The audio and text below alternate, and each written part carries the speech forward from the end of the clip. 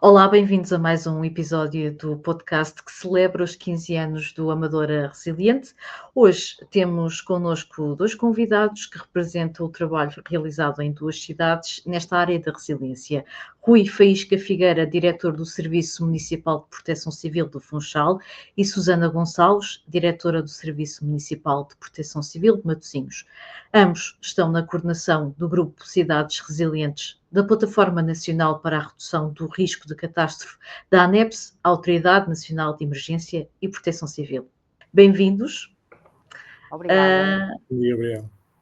Bem-vindos a esta conversa que se quer informal, e vou lançar aqui a primeira questão, que tem que ver um pouquinho sobre o vosso trabalho local, para que as pessoas percebam. Se calhar lanço aqui primeiro ao Rui Figueira, do Funchal. É um território com características muito particulares, e lanço esta primeira questão, que é: de que modo é que estas características do território têm uma grande preponderância no trabalho que têm tido na área da resiliência? Ora, bom dia, agradeço o convite desde já. O Funchal, como a Helena já estava a dizer, é um território único, basicamente. Não só pela sua beleza, mas também pela sua orografia acentuada. É um território em anfiteatro, com grandes vales encaixados. Temos uma zona urbana bastante concentrada, bastante consolidada na zona mais litoral.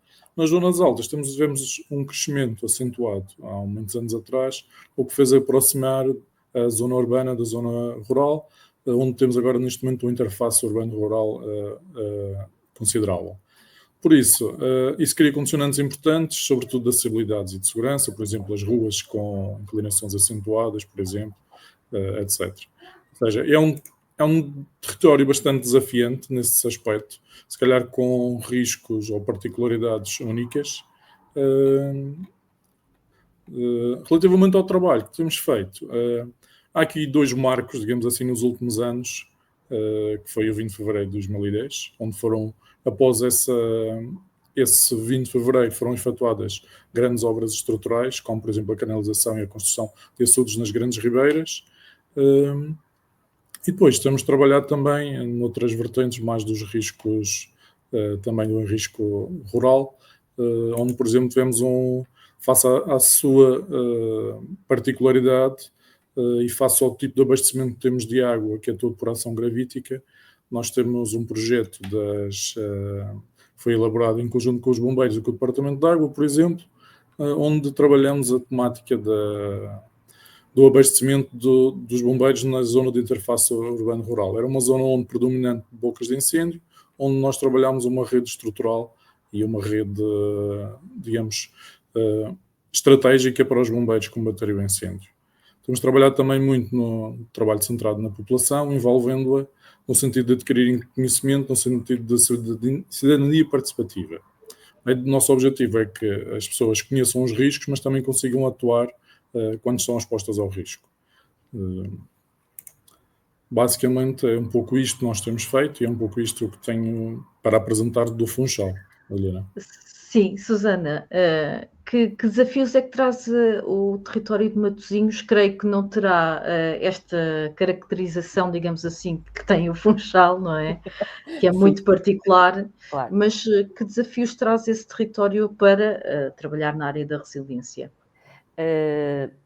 À semelhança do Rui, agradecer imenso o convite. É um gosto estar aqui com vocês e dar os parabéns não só à Proteção Civil e à Câmara da Amadora, mas também à Amadora TV, por criarem este momento e por também darem esta oportunidade de falarmos um bocadinho e conversarmos aqui um bocadinho à volta da resiliência na comemoração dos 15 anos da Amadora como cidade resiliente.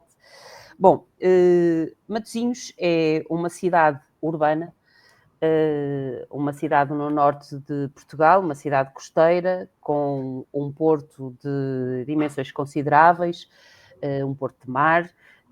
Temos o aeroporto nas imediações, é uma cidade com uma forte implementação de serviços, de indústria e tem dado um grande passo também naquilo que é a criação de condições para empresas tecnológicas poderem também alicerçar no nosso território.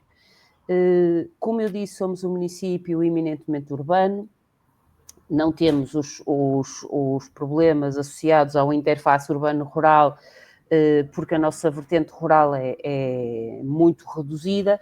Temos aqui realmente a realidade urbana e os riscos tecnológicos como o grande fator de atenção da Proteção Civil. E tem sido sobre esse trabalho que temos desenvolvido toda a nossa atividade no âmbito da resiliência, e tem sido também com este trabalho que nós temos conseguido criar condições para tornar o território mais preparado possível para conseguir estar disponível em termos de comunidade para intervir e atuar em caso de acidente.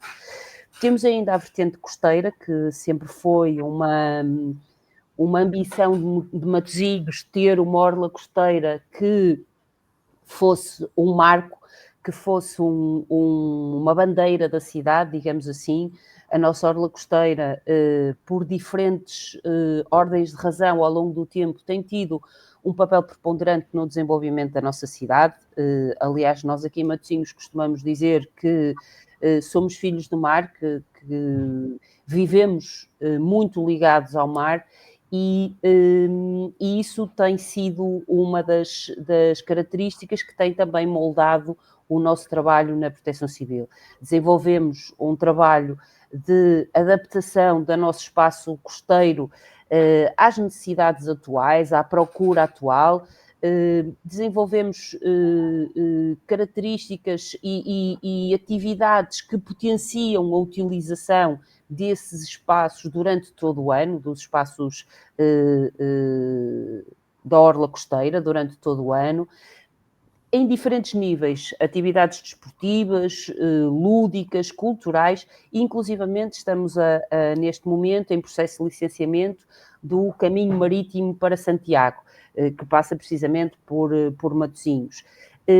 E este processo tem levado a que não só os riscos tecnológicos, mas também toda esta vertente da orla costeira, dos riscos de galgamento costeiro, da subida do nível das águas do mar, do impacto que todas estas alterações têm trazido à nossa costa, têm sido o principal alicerce do nosso trabalho. Matosinhos, como à semelhança da Amadora, tem uma implantação internacional com algum impacto. Temos tido uma participação muito ativa também nessa vertente, por isso estamos aqui a trabalhar em algumas áreas para tornar realmente o nosso território um território mais resiliente e mais preparado para fazer face aos novos desafios. Isso é um fator muito importante para nós. O Rui e a Susana falaram aqui de uma questão muito importante, que é esta questão de trabalhar com a comunidade, não é? Que só assim também se consegue trabalhar a resiliência. No entanto, eu gostava de perceber convosco se é ou não é difícil, tendo em conta a característica de cada um dos vossos territórios também, mas não continua a ser um grande desafio conseguir comunicar o risco e chegar às pessoas concretamente com esta informação, com esta questão da prevenção, com esta questão até dos próprios alertas e avisos quando isso acontece. É ou não é um desafio esta questão da comunicação com as pessoas? Se o Rui me permitir, é o grande desafio, e é o grande desafio por várias ordens de razão. Primeiro, porque é um trabalho invisível. Não é um trabalho que nós consigamos ver, medir, não conseguimos, temos muita dificuldade em medir esse impacto, o impacto do trabalho que nós fazemos com a comunidade. A comunidade, o que nós sentimos é que a comunidade não está muito vocacionada ou não está muito permeável à informação. Há alguma desvalorização também da informação, e isso nós também temos que assumir aqui da nossa parte alguma, se calhar alguma dificuldade por vezes em comunicar. É complicado e complexo comunicar o risco, porque temos que conseguir encontrar o ponto de equilíbrio para não criar alarmismo, mas para também não criarmos desvalorização do risco. Por isso a comunicação do risco também é uma vertente complexa, e a comunidade normalmente, quando não estamos em situação de risco, tem alguma dificuldade em ser receptiva da mensagem, em participar e em ter uma intervenção e ela própria fazer parte deste processo do risco. Quando estamos em situação de risco, aí, usando aqui uma expressão mais popular, toda a gente se lembra que há um problema, e aí toda a gente está mais acessível a receber esta comunicação. Eu terminava este ponto só com uma pequena situação que nós tivemos aqui há uns anos em Matosinhos, e que eu uso muitas vezes como exemplo, porque é isto que depois nos dá alento para continuar esta questão e este trabalho na comunicação do risco, e também que nos dá por vezes a oportunidade de perceber que o trabalho tem realmente impacto. Apesar de ser muito difícil medir o impacto, às vezes conseguimos ter essa oportunidade. E nós tivemos há uns anos esta oportunidade aqui em Matosinhos, numa situação de um incêndio urbano que tivemos num prédio, mesmo aqui no centro da cidade, em que tivemos um incêndio num apartamento que a senhora que lá morava era acumuladora, tinha muito material para arder, houve muito fumo. Não foi tanto propriamente o fogo, foi mais o fumo, libertou muito fumo. As zonas comuns do prédio estavam completamente enfumadas, e chegou ao nosso conhecimento que havia 2 crianças no piso imediatamente acima do local do incêndio, e este prédio tem 3 frentes, por isso estamos a falar no lado oposto ao prédio onde estava, ao apartamento, desculpa, onde estava a haver o incêndio. E tínhamos 2 crianças, uma, se não estou em erro, de 12 e outra de 8 ou de 6, era assim, já foi há uns anos, não posso precisar as idades, mas estavam 2 crianças em idade escolar. E estavam sozinhas em casa nessa altura. A mãe, entretanto, chega, teve que ser assistida pelos bombeiros, que a senhora estava em pânico, as filhas estavam no interior da casa. Conseguimos entrar em contato com elas ainda pelo telefone fixo, por isso ainda é na altura do uso mais comum do telefone fixo em nossas casas. Falamos com as crianças, e a resposta delas, super tranquilas, foi: está tudo bem, nós estamos bem, já calafetamos as portas, calafetamos janelas, fechamos todas as portas e estamos no quarto, à janela do quarto para as traseiras, e estamos bem. E nós fomos à parte de trás e vimos as crianças, elas disseram-nos adeus, estavam as 2 perfeitamente bem, super tranquilas. E nós perguntamos: mas e como é que vocês sabiam que tinham que fazer tudo isto? E a resposta foi muito simples: a Proteção Civil esteve na nossa escola, teve a falar connosco, disse-nos como é que nós tínhamos de fazer se estas situações acontecessem, e aconteceu, e nós fizemos. Isto para nós foi demonstrativo, e é um exemplo que eu dou sempre, e é uma situação real que nós vivemos aqui em Matosinhos, que apesar de não conseguirmos medir, e este trabalho que nós fazemos da sensibilização da comunidade, através dos mais jovens, que são sempre uma excelente forma de difundir a mensagem junto das famílias, que eles levam a informação para casa, foi extremamente importante e interessante para nós, e deu-nos aqui alguma percepção de que realmente a mensagem passa, e que, por muito que a mensagem possa falhar, é um investimento que vale a pena, porque na altura em que ele tiver que ser utilizado, se ele estiver lá, ele vai ser utilizado. Rui também tem esta percepção que a Susana tem no seu trabalho diário. Eu vou dar 2 exemplos muito concretos. Um que foi pós 20 de fevereiro de 2010, que foi aqui o aluvião que nos afetou grandemente, em que parece ter consciência que as pessoas muitas vezes não têm a percepção do risco, e é um pequeno exemplo. Na segunda-feira, após a ocorrência foi no sábado, na segunda-feira a Fiscalização Municipal já estava com reclamações sobre construções ilegais, onde nas ribeiras algumas construções tinham sido arrastadas pela água. Ou seja, para se perceber que muitas vezes as pessoas há sempre aquela desculpa ou outras situações em que nós, na sensibilização, às vezes porta a porta fazemos, isso não foi na minha casa, foi na casa do vizinho. Ou seja, muitas vezes essas pessoas associavam, ou pelo menos ainda associam algumas, que normalmente não é com eles que acontece. E isso, de facto, para chegar a essas pessoas, temos essa dificuldade adicional. As pessoas não conseguirem reconhecer. E por isso é que nós trabalhamos e gostamos que as pessoas conheçam o seu território, no sentido de que identifiquem os riscos e possam também trabalhar as próprias pessoas, no sentido também de saber como é que vão encarar essa situação. Ou seja, o nosso objetivo com alguns, por exemplo, temos o Núcleo de Proteção Civil desde 2016, em que o objetivo é trabalhar a população não só em termos de riscos e conhecendo as pessoas, conhecendo os riscos e lhes dando conhecimento técnico e como é que se dá, mas também a própria pessoa através da vertente psicossocial. Ou seja, essa é eu acho que é uma grande aposta que nós temos feito. Mas, por exemplo, a questão da medição ou não, se temos impacto, isto muitas vezes é muito difícil e perceber o impacto depois na população, mas nós eu tenho outro exemplo, por exemplo, de uma criança que na altura tinha sensivelmente 8 anos, em que estava num cabeleireiro com a avó, em que uma pessoa teve um AVC e ela começou a informar que todos os procedimentos que deveriam fazer. Ela, por ser uma criança, foi ignorada por todas as outras pessoas que eram todas adultas. Os bombeiros chegaram e começaram a fazer tudo o que ela tinha feito. Porquê? Porque era uma das crianças que estão nos nossos núcleos de proteção civil nas escolas e tinha esse conhecimento de base. E só depois dos próprios bombeiros chegarem e começarem a socorrer, é que perceberam que se calhar de facto tinham procedido mal. Mas é um outro pequeno exemplo de que se calhar nós devemos direcionar muitas mais vezes ou muito mais do nosso esforço, digamos assim, de chegarmos à população através das crianças. Eu acho que as crianças aqui, em idade escolar, têm que ser o paradigma da mudança. Outro aspecto também que eu costumo usar sempre muito na catástrofe não me preocupa muito a resposta e o trabalho com as entidades, porque normalmente elas estão disponíveis.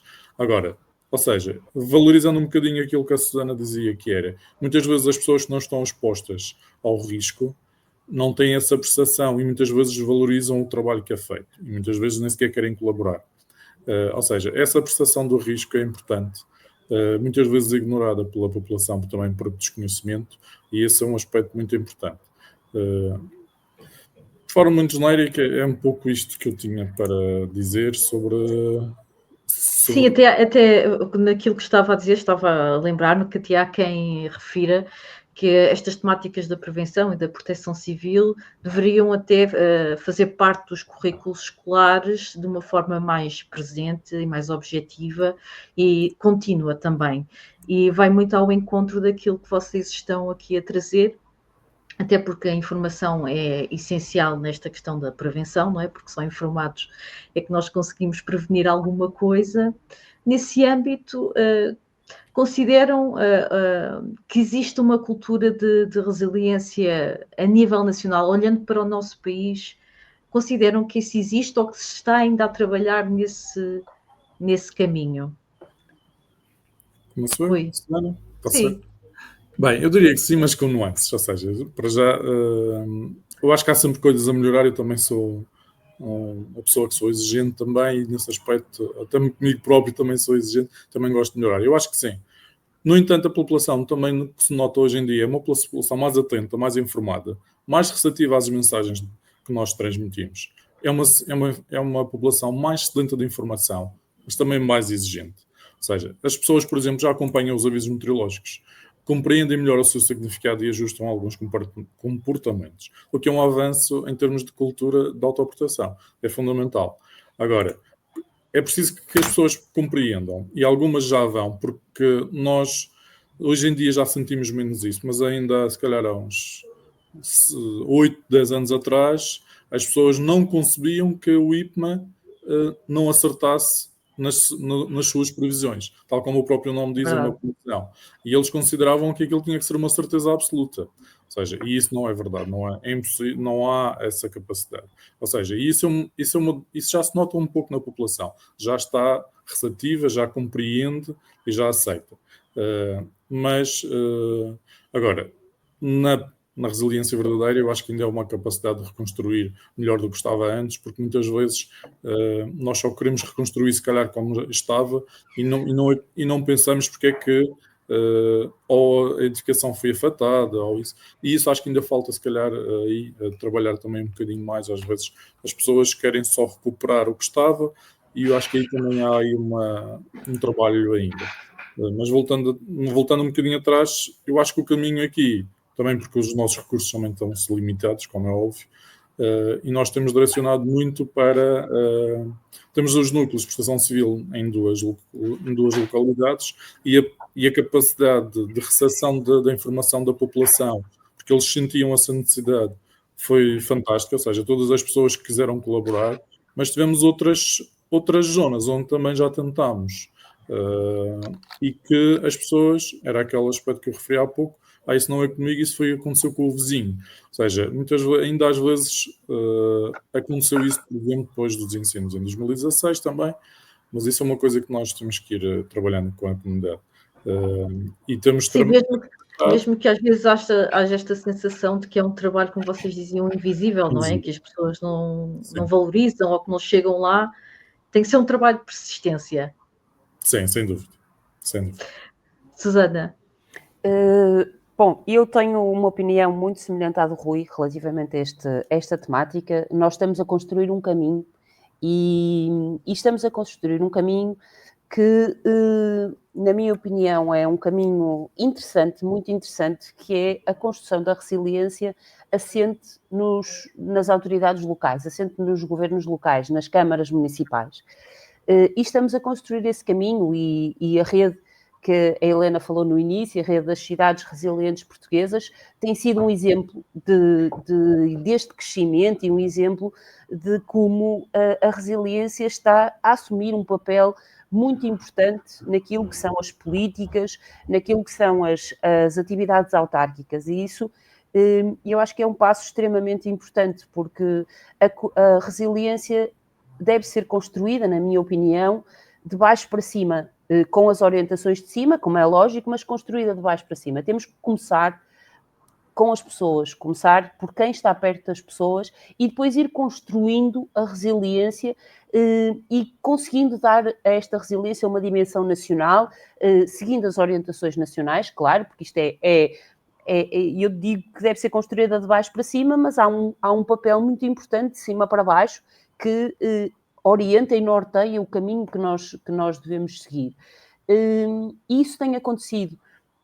Nós, neste momento, temos 83 cidades, acho que não estou enganada, Rui, 83 cidades portuguesas do continente e das ilhas que aderiram a esta rede das cidades portuguesas, e acho que isto é um número bastante significativo de cidades de todas as regiões, de todos os pontos de Portugal, e isto para nós é primeiro um motivo de grande orgulho, conseguirmos ter esta representatividade, e depois também é um sinal de que realmente a resiliência está a assumir um papel cada vez mais importante, como eu dizia. E isto leva a que se perceba que os municípios estão a trabalhar com as suas comunidades a resiliência. O país está a evoluir neste sentido, cada vez mais as cidades sentem esta necessidade de trabalhar a resiliência, de se tornarem resilientes ao risco. Já não há territórios com maior ou menor exposição ao risco, todos estamos expostos ao risco, cada um seguindo as suas características, já não há... o desconhecimento nunca foi uma justificação, cada vez é uma justificação menor, cada vez é menos admissível o desconhecimento do risco e a população, a própria comunidade, como o Rui dizia, cada vez é mais exigente, cada vez tem mais esta percepção. Isto não é uma contradição relativamente à comunicação do risco. As pessoas têm consciência, cada vez mais têm consciência do risco, cada vez mais querem saber mais, querem estar mais querem perceber melhor, mas são ainda pouco receptivas à comunicação do risco por parte das autoridades. As pessoas procuram as suas próprias informações, muitas vezes, e isso é um problema que nós nos debatemos também agora na Proteção Civil, que é um problema transversal, que é as fake news, não é? Que são as notícias Sim. falsas e a informação enviosada daquilo que é a realidade, e isso é um problema que nós também sentimos nesta área da proteção civil. Por isso, as pessoas estão receptivas a alguma comunicação. O que me parece é que muitas vezes é pela via que se calhar poderá não ser a mais adequada e não pela via que deveriam ter, e por isso é que o nosso trabalho continua a ser um trabalho complexo e um trabalho exigente nesta vertente da comunicação do risco. Mas, voltando ao que estávamos a dizer, o que é certo é que nós sentimos que a resiliência está a assumir um papel preponderante nos governos locais, e aquilo que nós sentimos nesta rede, e tanto eu como o Rui fazemos parte da coordenação da rede, o que nós sentimos é que, na verdade, esta construção está a ser feita de uma forma bem alicerçada, de uma forma que nos dá algumas garantias de que no futuro poderemos ter um país com uma capacidade de se organizar e de estar pronto para responder a emergências, que eu e o Rui também podemos partilhar isto, porque temos e vamos tendo esta experiência internacional, que nos outros países não existe a dimensão do que nós temos aqui. E isto acho que é uma mensagem que também é importante passar.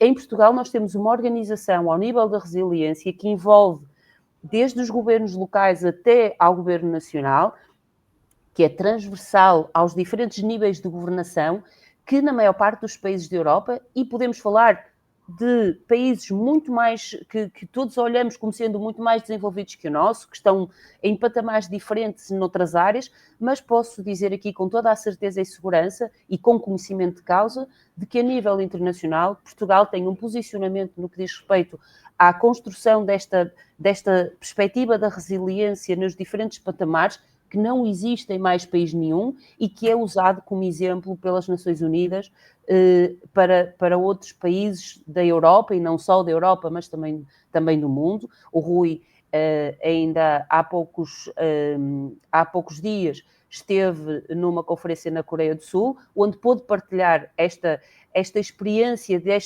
desta dinâmica de construção de rede, em rede da resiliência, que é única no mundo inteiro, e que tem sido convidada a partilhar esta capacidade que foi construída aqui em Portugal, e que a Amadora teve um papel preponderante, se não decisivo mesmo, para que isto acontecesse, e que acho que é importante também salientar, porque tem sido um exemplo, e achamos às vezes que estamos tão mal em algumas áreas, pois nesta é um orgulho para nós dizer que estamos muito bem e estamos a construir um caminho. Ainda falta muito, ainda há muito por fazer, ainda há um caminho muito longo a percorrer, não temos tudo longe disso, mas temos um caminho diferente que tem sido valorizado por todos e que nos deixa muito, muito orgulhosos. Antes de passar aqui à minha última questão, a Susana falou de uma coisa que eu considero muito importante e penso que ainda não há muita conversa sobre isto, que é esta questão das fake news na vossa área, na área da resiliência e da proteção civil.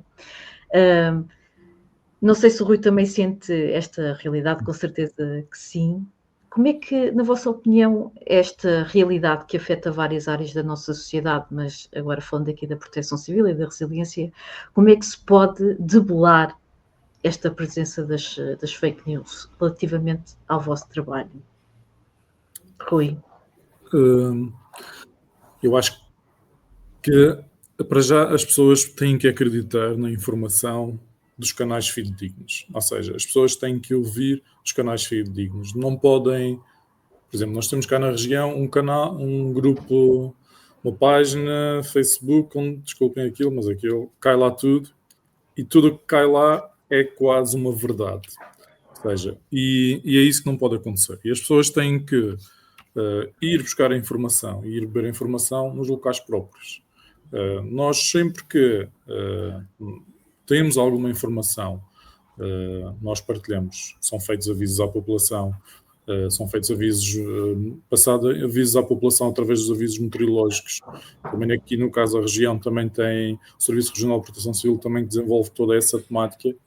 Eu acho que é importante as pessoas valorizarem o que efetivamente são canais oficiais. Jornais oficiais, não rede, não páginas de algumas pessoas, como muitas vezes aparecem. E eu acho que aí é importante transmitir à população, embora nós também tentamos fazer o nosso papel. Por exemplo, dos 2 sismos que tivemos nos últimos anos cá na região, sentiu-se uma procura pelas nossas redes sociais, uma coisa quase impensável, ou seja, nós tivemos, já não me recordo, milhares de partilhas da nossa informação, que foi a primeira. Tivemos a procura pela nossa página, disparou, ou seja, as pessoas procuram a informação. O que é importante é realçar à população procurem nos sítios certos, porque não pode ser uma página de Facebook, alguém colocou lá uma fotografia, que nós notamos, e já sentimos isso na pele, muitas vezes até algumas pessoas estão lá a desmentir que aquela notícia já aconteceu, são antigas, não são deste ano, são de outras situações, e aquilo é impossível desmentir aquilo, desculpem a expressão. As pessoas levam aquilo à regra como se fosse totalmente certo. Okay? Eu acho que é isso que é importante passar a mensagem. Acreditem na informação dos canais próprios. E reparem nas datas, não é? Nas datas das coisas que muitas vezes não se repara. Muitas vezes também. É verdade. Susana, alguma coisa a acrescentar? Não, o que o Rui disse é exatamente isso. Acreditem nas mensagens das autoridades. Nós somos os primeiros a não ter interesse em esconder seja o que for, somos os primeiros a ter interesse em que as pessoas saibam o que está a acontecer. E acreditem, a Proteção Civil, as câmaras municipais não podem estar sempre a partilhar informação, e as pessoas estão ávidas de informação constante, e essas páginas que o Rui falava vivem muito disso, dessas constantes trocas de comentário, e os sites oficiais não podem viver disso, porque se vivermos disso, não fazemos o nosso trabalho. E a expectativa das pessoas tem que ser um bocadinho confirmar e ter a certeza de que realmente aquilo que estão a receber de informação é verdade, e não se deixarem iludir pela falta de ética de algumas páginas da internet, das diferentes redes, que usam informação que não é verdadeira, com o objetivo de gerar qualquer coisa que não é bom e que não é saudável. Susana já falou. Diga, Rui. Não. Um aspecto importante. Muitas vezes a notícia não consegue ser publicada, ou a informação não pode ser publicada minuto a minuto. Ou seja, se a ocorrência acabou de ocorrer, desculpem, claro, é preciso validar, perceber o que é que, com o contexto, e só depois nós só podemos partilhar alguma informação com validação da informação. Não é porque vimos uma fotografia ou alguém comunica-nos uma situação que nós vamos partilhar o que quer que seja. Isso também é um aspecto importante também que as pessoas precisam de ter. Há aqui, digamos assim, alguns passos e algumas necessidades de timing e de tempo para que essa validação dessa informação, está bem? Não conseguimos estar permanentemente a despejar a informação nos sites, está bem? Nem nas redes sociais. A Susana já falou um bocadinho desta questão, mas para terminar, e já que estamos a realizar este podcast pelos 15 anos desta Amadora Resiliente, Rui e Susana, que percepção é que vocês têm desta cidade da Amadora, que tenta todos os dias trabalhar na resiliência e que tem este caminho feito importante, este caminho internacional que começou há 15 anos?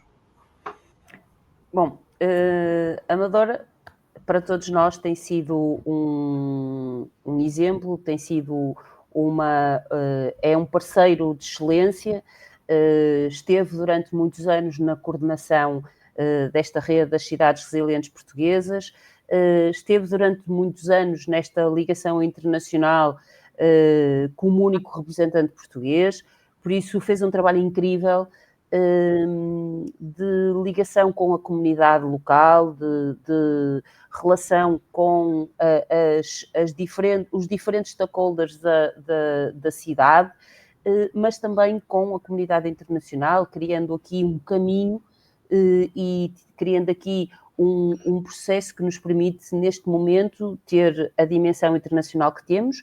E, como eu dizia há pouco, Portugal tem uma dimensão internacional muito grande nesta área da redução do risco de catástrofe, e deixou-nos um legado aos atuais elementos da coordenação, no qual eu e o Rui estamos neste momento, deixou-nos um legado difícil, exigente, que também tem sido extremamente motivador para conseguirmos continuar este caminho e conseguirmos tornar este caminho cada vez melhor, cada vez mais abrangente e um caminho cada vez que permita que todos tenhamos bons frutos e resultados deste trabalho. Por isso, a Amadora teve um papel fundamental em todo este processo e o qual a nós nos deixa com uma enorme responsabilidade de levar em diante e de estarmos ao nível daquilo que foi o trabalho feito até aqui. Por isso,